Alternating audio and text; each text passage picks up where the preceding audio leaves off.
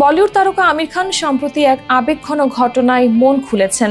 এক সময়ের সহ অভিনেত্রী ও বন্ধু জুহি চাওলার সঙ্গে টানা 7 বছর তিনি কোনো যোগাযোগ রাখেননি। বিচ্ছেদের পর এক ফোনেই আবার শুরু হয় সম্পর্কের নতুন অধ্যায়। রাজ শামানির পডকাস্টে দেওয়া সাক্ষাৎকারে আমির বলেন, আমি যখন কষ্ট পাই আমি চুপ করে যাই।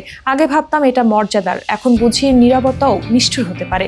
ঘটনাটি ঘটে 1997 সালে ইশক সিনেমার শুটিং চলাকালীন।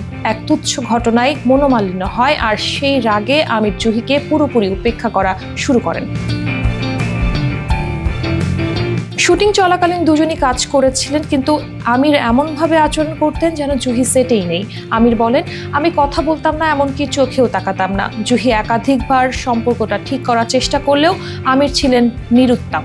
এমনকি তার তৎকালীন স্ত্রী রিনা দত্ত বিষয়টি নিয়ে তাকে বোঝানোর চেষ্টা করেন।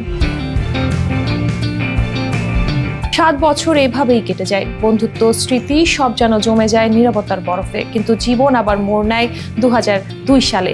রিনার সঙ্গে বিচ্ছেদের পর একদিন হঠাৎ করেই জুহি ফোন করেন আমিরকে। আমির বলেন, সে জানতো আমি ফোন ধরবো না, তবুও করেছিল। আর সেই ফোনটাই ছিল আমাদের বন্ধুত্বের নতুন শুরু। এই ঘটনার পর আবার ধীরে ধীরে তারা কথা বলতে শুরু করেন। সম্পর্কের পুরনো উষ্ণতা ফিরে আসে। পডকাস্টে আমির বলেন, প্রকৃত বন্ধু কখনো হারায় না, সেটা হয়তো নীরব হয়ে যায় কিন্তু ভেতরে ভেতরে থেকে যায়।